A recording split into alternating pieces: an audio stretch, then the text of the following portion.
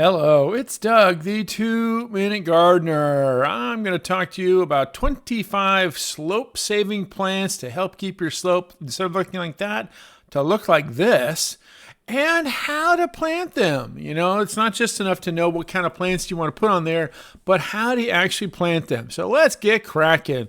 This is prostrate acacia. This is a great plant, big plant. Each plant gets about 6 to 8 feet wide, about 2 to 3 feet tall. Great for slopes, especially slopes that have eucalyptus trees on them because they are natives and they love to play nice with those. And there's some other really cool ones. We're going to go through all those in this video. It's kind of like a little sneak peek, but I wanted to talk about that acacia because it's been blooming so great this spring.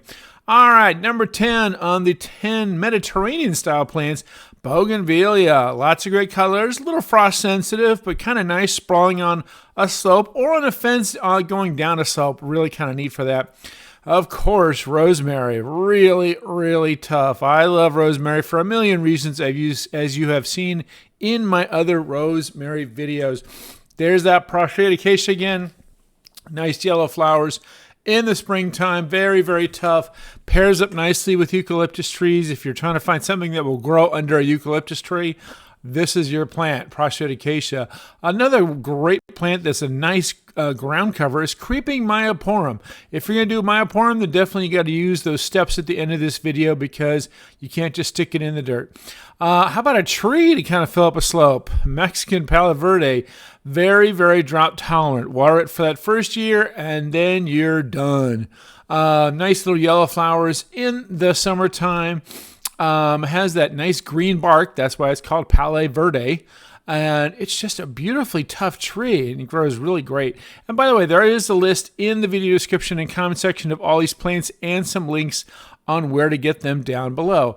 Cleveland sage, a great California native, very fragrant. Oh, the foliage is really fragrant. Birds love the flowers. It's a great native plant for bird-friendly gardens. Cleveland sage, a wonderful succulent, and we'll get some more succulents later on in this list, but elephant food's probably the best of all of them as far as just a really tough. And here's a little secret. You just break off a stem, stick it in the dirt, and you got more. Cape Plumbago will get about 12 feet wide by about 5 feet tall. Throw a little grow power and gypsum in that planting area to get the soil nice, and it will go crazy. Orchid rock rose is a really good one for slopes where you have rabbit issues. Rabbits hate this plant because it has sticky foliage, and so it's really good for those tough little areas.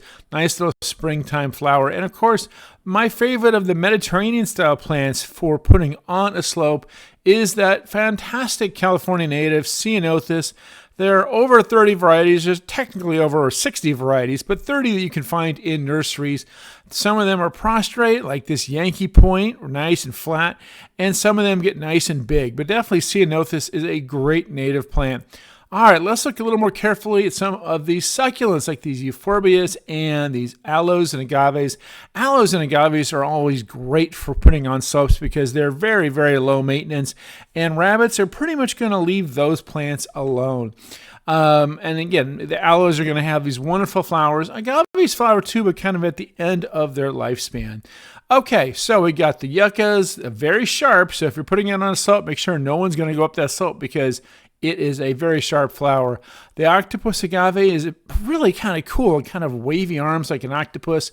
Gigantic flower. Now again, agaves only flower once at the end of their lifetime, usually 5 to 10 years, maybe a little bit longer depending on the variety of agave. But boy, when this octopus agave flowers, that is a 15-foot tall stalk.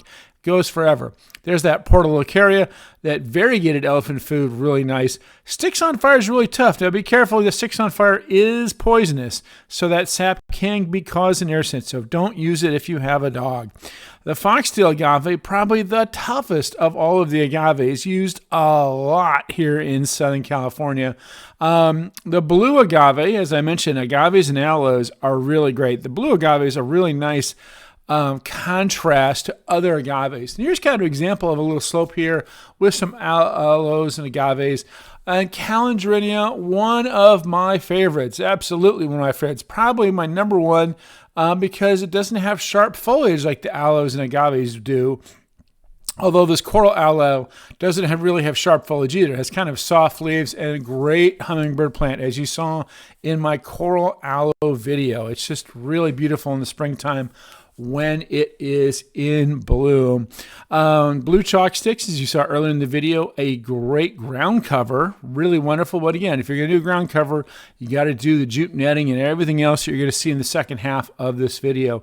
And probably the biggest and toughest of all the agaves out there, that Americana, especially the variegated one, is really beautiful. But again, 6 to 8 feet wide. You got to make sure to give it a lot of space. So another thing to always keep in mind, oh, by the way, that's Diamondia, which is pretty good for small little slopes, is you can always do wildflowers. There's some great wildflower combo seed mixes in the description below.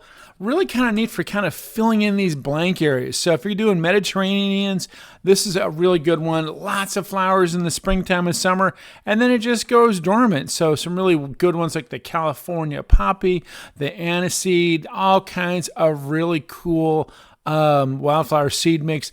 And like you see right here in this hill, this is one where we did some of the Mediterranean perennials and then we mixed in that seed mix. Really just gorgeous. All right, so now you've seen the 25 plants, and here's another one of those Ceanothus, also known as lilac. Just fabulous. And by lilac, I mean California lilac. And there's a nice slope that has some succulents. Let's go through what I call the 8 or 9 really important steps for planting a slope so you have a successful slope. And there's that Myoporum. Previous to that was blue chalk sticks. All right, so here's a typical slope I meet as a client, from a client. I'm a designer. And the most important thing you got to do is first clear the slope. Get rid of all the weeds, all the plants that just didn't have a shot. Clear that slope off. And once you get the slope cleared, you have a better sense of the soil. But before you do anything to the soil, you want to make sure to install some irrigation if there was none on that slope before. Usually with these kind of slopes, I recommend drip irrigation.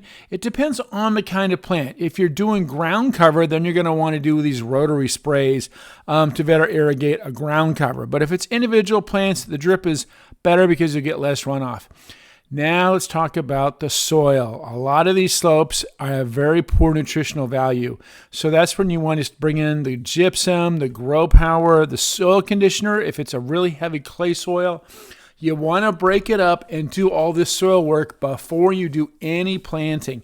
Get it in there, mix it with the hoe, mix it a lot. Heck, even throw some coffee grounds, as you've seen in my coffee ground video. Throw coffee grounds on that slope because that helps bring in the magnesium. After you've done the soil amendments, then you got to cover it with the jute netting. This is really important because it actually holds those soil amendments in place. It also will hold the mulch in place. Once you mulch it, it will keep the water from just cascading down the hill and causing a lot of runoff. So always do that jute netting first. Next, you want to plant the plants. Duh. Make sure the green side's up and the dirt side's down. You just kind of pull a little hole open in the jute netting, and when you excavate that 1 gallon hole or whatever, take that dirt and put it on the downhill side of the plant. You're creating these little watering berms for these young plants to give them a fighting chance to get started. After that, I would recommend you do a slow release fertilizer like these Best Packs or Best Tabs, something that's going to release the food slowly in that little planting hole for the next 6 months. Really great. All right, you've done the planting, you put in slow release fertilizer, now it's time to cover it with mulch. What kind of mulch? You want to use shredded mulch because these fibrous things are going to stick to the jute netting and not just roll down a hill. You never do bark nuggets on a hill. It's just going to roll down the first rainstorm. You always use that shredded mulch, and that's the best stuff for any kind of slope planting. Now, if you're doing a slope and there's no kids around and no dogs around, then use a pre-emergent herbicide because think about it. You're adding soil, you're adding weeds. There's a lot of weed seeds in there. I mean, you're not adding weeds, but you're adding all this food and nutrients and mulch and everything. If you don't throw a little pre-emergent herbicide, you're going to have weeds pop up. And so preen is a really good product, but it is an herbicide. Basically, it just stops all seeds from germinating. And so if you're doing wildflower seed mix, you can't use the preen, obviously. But if you're not, you're just putting perennials or succulents, then I would definitely recommend using a pre-emergent herbicide to help keep those seeds down. But again, not if you have dogs or kids, because it is an herbicide. Okay, time to catch up. Adjust that irrigation once you've done the plants. Wash the foliage off so there's no dirt, so those leaves can get a shot at producing some good new roots, and you are off and running. All right, well, that's all we have for now. Don't forget to hit that like, hype, and subscribe, and leave a comment about what plants you like to use on a slope. This is Doug, the 2-Minute Gardener, saying good luck with your landscape project, and thanks for watching.